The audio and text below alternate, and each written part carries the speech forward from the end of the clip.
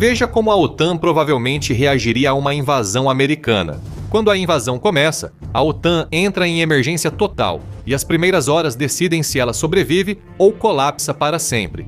Uma invasão assim exige grande movimentação de navios e aeronaves no Atlântico, algo que o mundo percebe rapidamente. Os Estados Unidos não conseguem manter esse tipo de operação em segredo. Líderes e representantes das nações da OTAN convocam rapidamente reuniões de emergência e iniciam discussões intensas. Acompanhando de perto a situação à medida que ela evolui, eles buscam urgentemente informações adicionais para ajudar a planejar sua resposta. A portas fechadas, uma pergunta continua sendo repetida várias vezes. Eles vão mesmo levar isso adiante? O primeiro objetivo deles é tentar convencer os Estados Unidos a desistirem da invasão antes que ela realmente comece. Tudo isso enquanto os grupos de ataque de porta-aviões americanos ainda estão cruzando o Atlântico. Porque quando as primeiras tropas chegarem à Groenlândia, talvez não seja possível reverter isso sem provocar uma onda de choque global. E o tempo está acabando. Líderes de alguns dos maiores e mais influentes membros da OTAN, como França, Reino Unido e Alemanha, entram em contato com a liderança dos Estados Unidos e pedem que eles cancelem a invasão. Apostam em táticas diplomáticas e acreditam ser possível um acordo, oferecendo ajuda aos Ibara-de-Wada para alcançar objetivos na Groenlândia via negociação, não força. Eles destacam os riscos de intervenção militar, como a provável fragmentação da OTAN e a chance para a Rússia e China explorarem o caos. Infelizmente, como os Estados Unidos já enviam jatos e navios à costa da Groenlândia, apelos por calma ou redução da tensão não são ouvidos. Os Estados Unidos já tomaram sua decisão e nenhuma conversa diplomática vai mudar isso. E é nesse momento que a OTAN percebe algo assustador. Os Estados Unidos não estão negociando, estão executando um plano. Portanto, a OTAN deve aumentar a aposta para tentar preservar sua aliança de décadas e os benefícios de segurança conquistados. É aqui que as coisas complicariam, com soldados americanos em solo. Na Groenlândia, o céu está protegido por F-22S e F-30 e 5S, e a costa está isolada por submarinos e destroyers Arleigh Burke. A OTAN sabe que está quase sem tempo. A fase inicial mistura cautela e caos, e cada decisão da OTAN pode evitar ou provocar uma escalada. Líderes da OTAN evitam agravar uma situação já ruim. Muitos têm fortes laços com os Estados Unidos e hesitam em arriscar acordos comerciais, de segurança e anos de cooperação com o aliado mais poderoso do mundo. Ninguém quer ser o líder que acidentalmente cause a Terceira Guerra Mundial. O mundo também reconhece os Estados Unidos como a principal superpotência militar atual. Eles possuem as forças armadas mais numerosas e poderosas, além das tecnologias militares mais avançadas e recursos quase imbatíveis em todos os ambientes. E há mais de 1,3 milhão de militares altamente treinados na ativa, além de centenas de milhares na reserva, prontos para arriscar suas vidas, em defesa da liberdade do Sepnewa e de seus objetivos militares. Nenhum outro país pode se igualar militarmente aos Estados Unidos, o que significa que a OTAN não está decidindo o que é certo, eles estão decidindo o que é possível sobreviver. Ninguém quer desafiar o poder dos Estados Unidos, que tem o segundo maior arsenal nuclear do mundo com mais de 5.000 ogivas. Enquanto isso, alguns países da OTAN evitam parecer que cedem, enquanto os Sepnewa avançam para tomar território de um aliado, à luz do dia. Muitos citam o artigo 5 do Tratado do Atlântico Norte, que diz que um ataque a um país da OTAN é considerado um ataque a toda a aliança. Cada membro da aliança deve agir de imediato e apoiar seu aliado. O artigo 5 só foi invocado uma vez antes. Após os ataques terroristas de 11 de setembro de 2001, vários aliados da OTAN apoiaram os Estados Unidos após a tragédia, com soldados do Reino Unido, Dinamarca, França e outros lutando ao lado dos americanos no Afeganistão. Mas aquele caso envolvia uma parte externa atacando um membro da OTAN. Desta vez é diferente, e a OTAN não tem um manual para isso.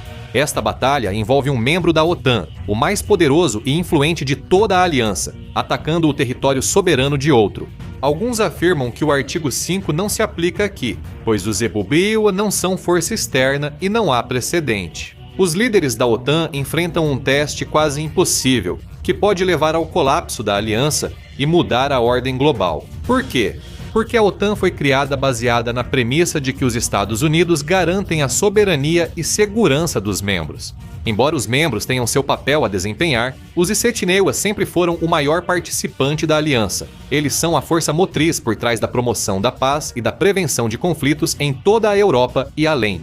Com a invasão dos Itamesil à Groenlândia, toda a premissa desmorona, e a OTAN desmorona junto. Uma aliança baseada em regras compartilhadas torna-se instável, um pacto defensivo enfraquecido. Ainda assim, a OTAN mantém opções. Eles ainda têm cartas na manga, só não as que todos esperam. Enquanto os 100.000 avançam, os outros 31 membros da OTAN têm opções, mas não concordam sobre qual seguir. Os riscos não são iguais para todos. O Canadá, vizinho dos Isacos e Misseios, arrisca mais ao romper laços do que pequenos países europeus como Macedônia do Norte ou Letônia. A responsabilidade cabe aos membros mais ativos e líderes da aliança para controlar a situação, pois é o país diretamente afetado pela invasão. A Dinamarca tem papel importante na decisão final e pode forçar a OTAN a escolher um lado de imediato. Quando caças dos Spalzinella entrarem no espaço aéreo da Groenlândia ou tropas armadas pisarem lá, ela imediatamente envia um pedido de consulta pelo artigo 4, o precursor para invocar o artigo 5. O artigo 4 diz que os membros da OTAN vão se consultar sempre que o território, segurança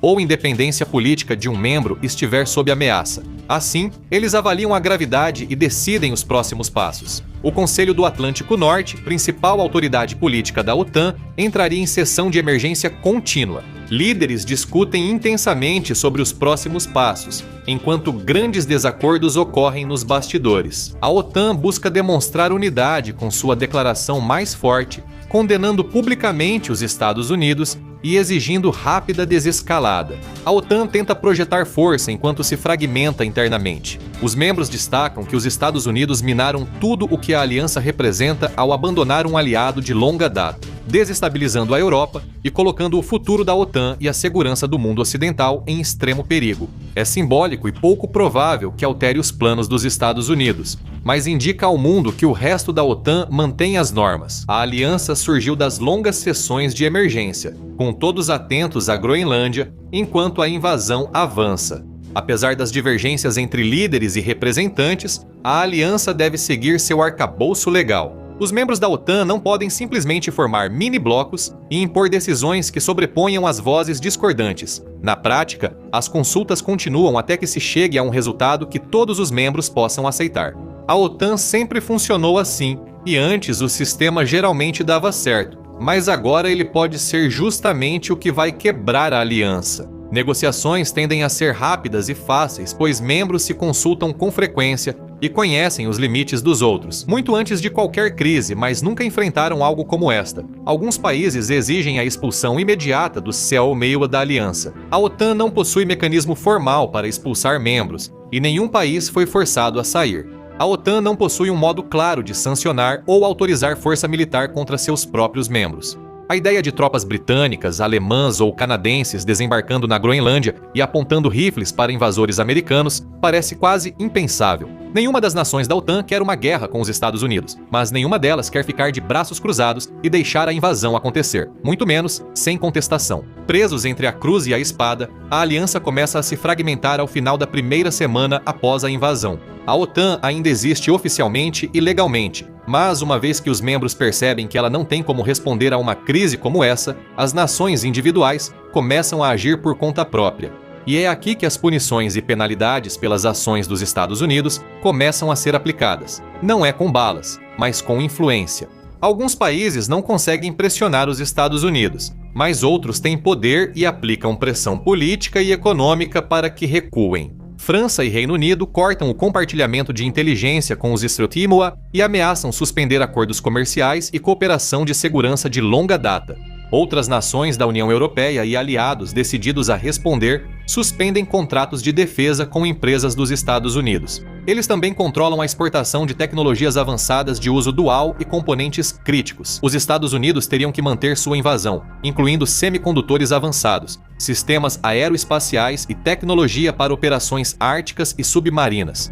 As nações da OTAN e da União Europeia também começam a trabalhar, preparando pacotes de sanções direcionadas contra todos e quaisquer oficiais dos Itamesil que forem considerados responsáveis por contribuir para a decisão de invadir a Groenlândia.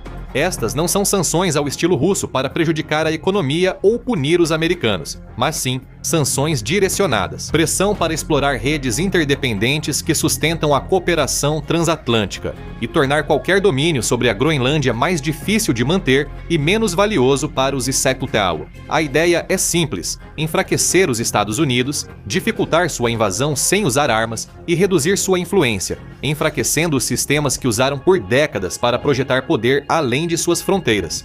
Este é o campo de batalha moderno: sistemas, cadeias de suprimentos, acesso e confiança. Em essência, esta é a maneira da OTAN de virar os planos americanos de cabeça para baixo. Uma invasão para expandir o poder americano acaba em autossabotagem, destruindo alianças e acordos que mantiveram os Eupicuezela dominantes. A campanha de retaliação da aliança contra essa invasão continua, apesar das fraturas que dividem a família da OTAN e ameaçam seu colapso. Os membros mais influentes e defensores da soberania dinamarquesa avançam enquanto preparam a próxima fase do plano: punições militares. Isso não quer dizer que lançarão caças ou mísseis contra os Ibiuá. Porém, europeus ainda podem agir militarmente contra a América sem disparar nenhum tiro. A América depende desses governos e países para facilitar sua vasta rede de logística militar global. O ZEUAWA mantém presença militar global, com forças terrestres, bases navais, aéreas e de defesa antimísseis em vários países. Tudo isso é fundamental para que a América projete poder na Europa e além. Quando a América rompe com a OTAN, seus aliados decidem que é hora de mudar. Itália, Alemanha, Bélgica, Reino Unido e outros países têm pleno direito legal de impor limites imediatos ao acesso das bases dos Aerinewas.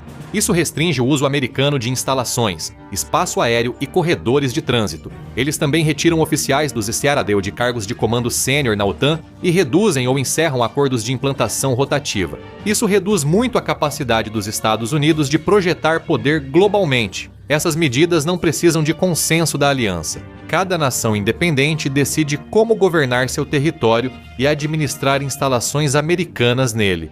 Os Estados Unidos tiveram ampla liberdade nisso, com muitos países aceitando tropas e recursos americanos em seu território. Quando esses países passam a ver a América como agressor imprevisível e não mais como aliado leal, podem mudar de postura rapidamente. Após essa mudança, é quase impossível reconstruir a confiança. Nenhuma dessas ações necessariamente vai acabar com a invasão ou convencer os Estados Unidos a mudar seu curso de ação atual, mas elas terão um grande impacto, em escala global. Os Estados Unidos continuariam com o maior orçamento militar do mundo: tanques, Abrams, bombardeiros B-2, F-30 e 5S, mas de repente seu alcance seria limitado. Não pode mais contar com sua presença na Ásia e no Oriente Médio como antes, nem operar em qualquer lugar e hora. Em seus próprios termos, isso sinaliza uma mudança completa na ordem mundial, com rivais de longa data dos Estados Unidos, como a China e a Rússia, aproveitando a oportunidade para expandir suas próprias esferas de poder e influência. Embora muitos países da OTAN não gostem de ver China e Rússia se fortalecendo, aceitam isso como consequência inevitável das ações dos Aerinewa. Alguns tomam a medida inédita de buscar laços econômicos e políticos mais próximos com a China, que de repente parece ser mais confiável e vantajosa. Não é lealdade, é sobrevivência, e na geopolítica, a sobrevivência sempre supera a amizade. Nas semanas seguintes, enquanto o ZEUA mantém postura agressiva no Ártico, a OTAN intensifica ainda mais suas ações.